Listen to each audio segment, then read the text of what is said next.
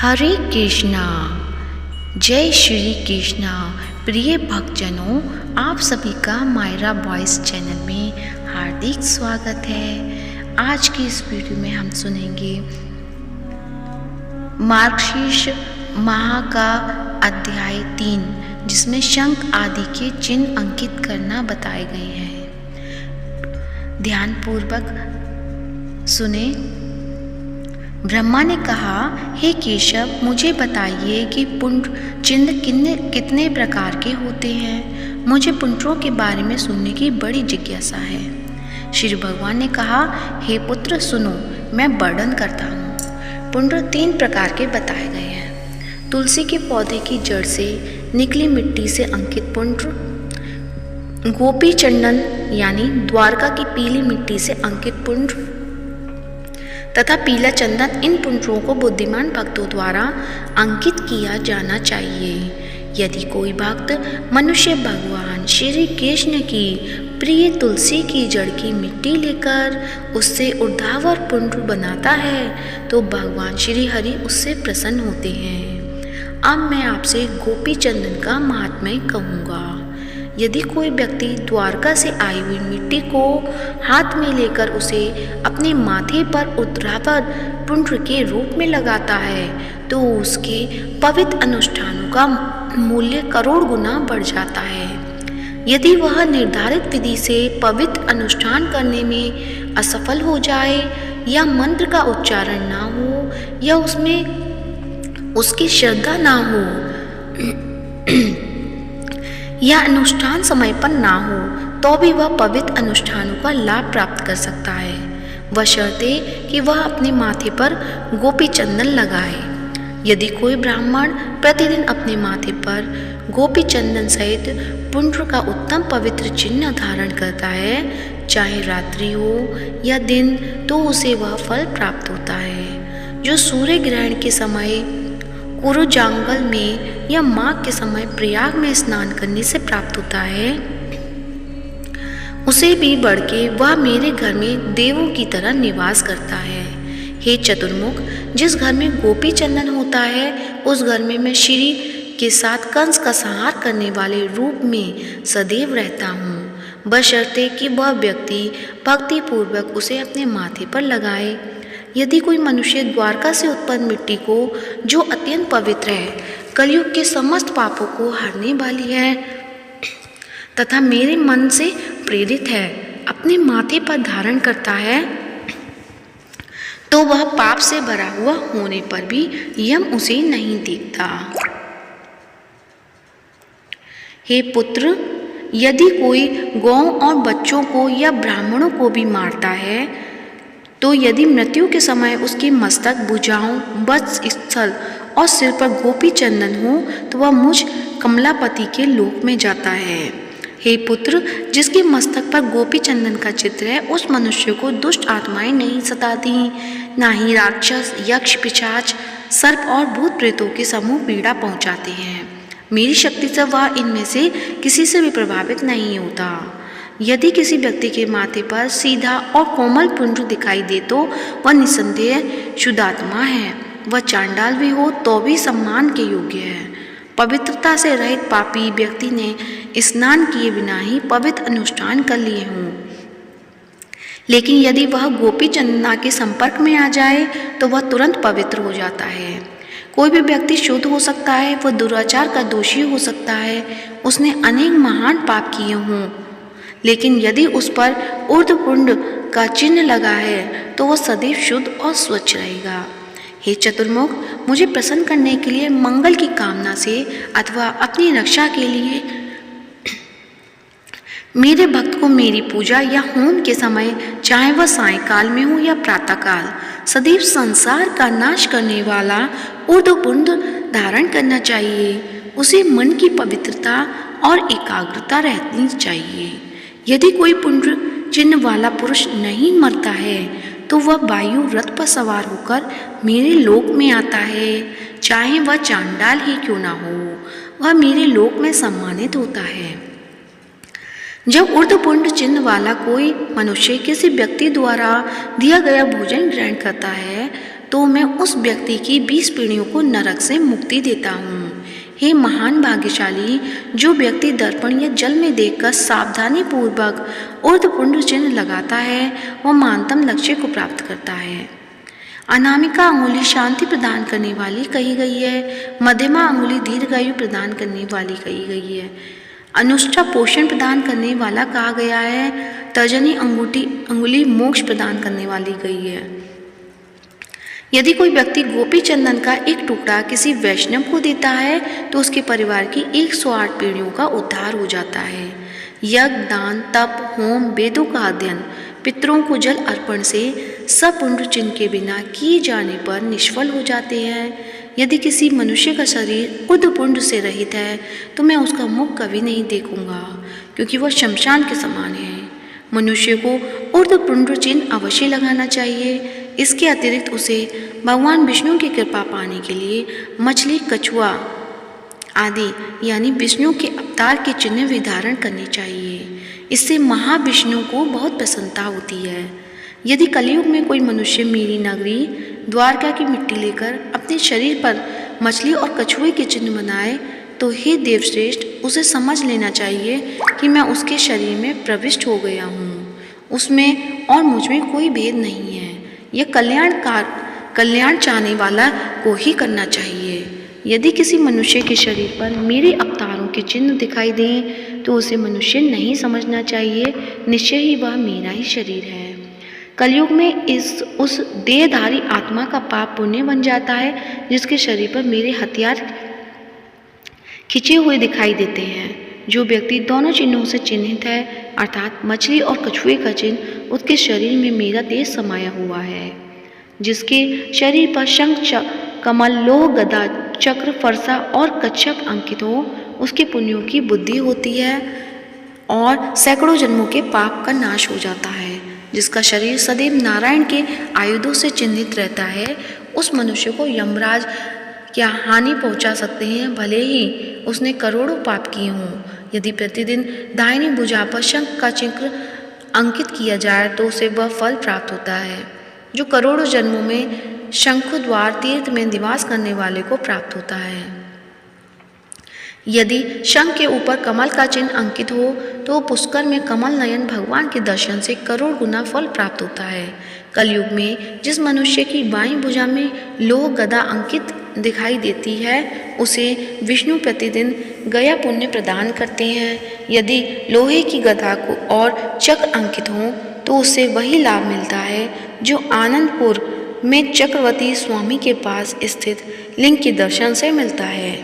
यदि किसी के शरीर पर गोपी चंदन मिट्टी से मेरे शस्त्र अंकित हो जाएं तो वह प्रयाग आदि तीर्थों में जाकर क्या करेगा।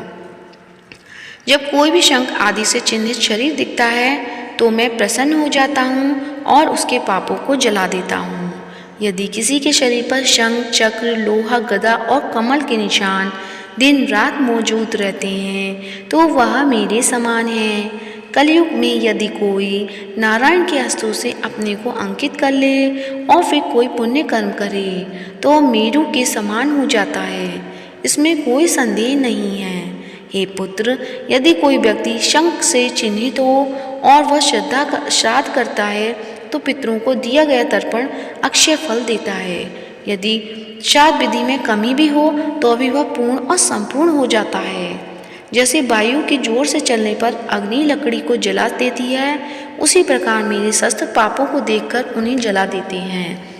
विशेषकर कलयुग में जो व्यक्ति सोने या चांदी का मोहर पहनता है, मैं 8 अक्षरों वाले ओम नारायण नमः से अंकित तथा शंख आदि में अन्य आयुधों से युक्त वह मेरे प्रहलाद के समान जानना चाहिए, अन्यथा वह मुझे प्रिय नहीं है।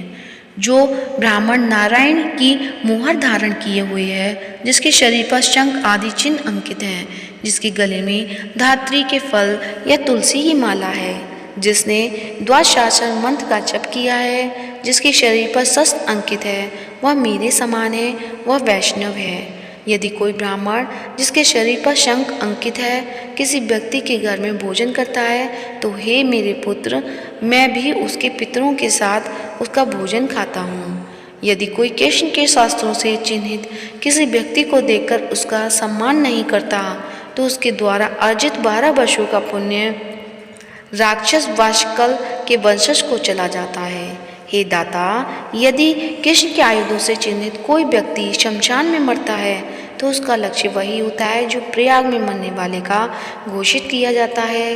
कलयुग में यदि किसी का शरीर सदैव मेरे आयुधों से अलंकृत रहता है तो बासव सहित सभी देवता उसकी शरण लेते हैं। यदि कोई मनुष्य मेरे शस्त्रों से सुसज्जित होकर मेरी पूजा करता है तो मैं उसके हजारों अपराधों को सदैव दूर कर देता हूँ। यदि कोई व्यक्ति मेरे शस्त्रों से अंकित लकड़ी की मुहर बनाकर अपने शरीर पर उसका चिन्ह बना ले तो उसके समान कोई दूसरा वैष्णव नहीं है। यदि किसी मनुष्य के हाथ में अष्टाक्षर नाम से अंकित धातु की मुहर हो तथा उस पर शंख, कमल आदि की छाप हो तो वह सुर और असुरों द्वारा पूजित होता है। नारायण की मुद्रा को प्रहलाद ने अपने हाथ में धारण किया था। विभीषण, बलि, ध्रुव, शुक्र, मंत्रात्री, अम्बरीश तथा मार्कंडेय आदि ब्राह्मणों ने भी धारण किया था। हे देव, उन्होंने मेरे शरीर पर शंख आदि अस्त्र अंकित करके मुझे प्रसन्न किया है और उन्हें महान मनोवांछित फल की प्राप्ति हुई है। मैं उस मनुष्य के शरीर में रहता हूँ जो गोपी चंदन मिट्टी से अंकित है और जिसमें शंख, चक्र, कमल आदि अंकित है।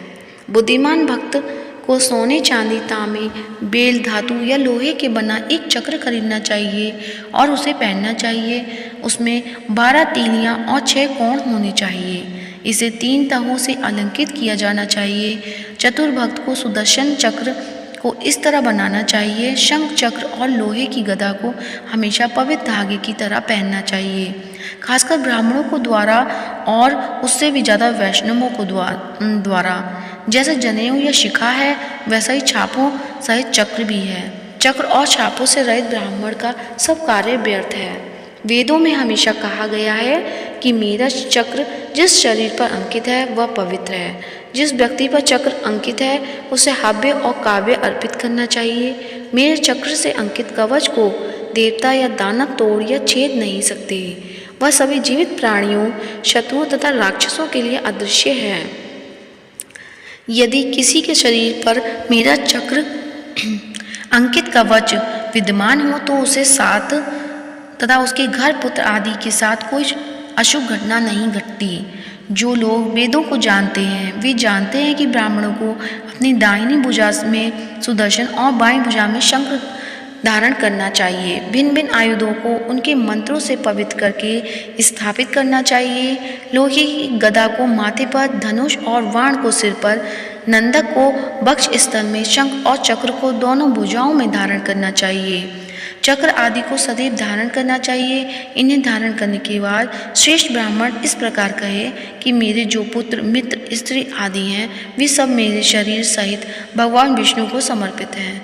तत्पश्चात उसे अपना संपूर्ण जीवन अपने कर्तव्यों का पालन करते हुए निष्पक्ष भाव से व्यतीत करना चाहिए। मेरी अनन्य भक्ति से उसे सदैव अपनी इच्छित वस्तुएं प्राप्त होंगी। जो लोग शंख और चक्र से युक्त किसी व्यक्ति की निंदा करते हैं उनके मुख को देखकर मनुष्य को सूर्य की ओर देखना चाहिए। साथ ही उसे श्री कृष्ण का नाम भी लेना चाहिए, अन्यथा वह पवित्र नहीं होता। तो प्रेम से बोलिए कृष्ण भगवान की जय हो। आज का अध्याय यहीं समाप्त हुआ।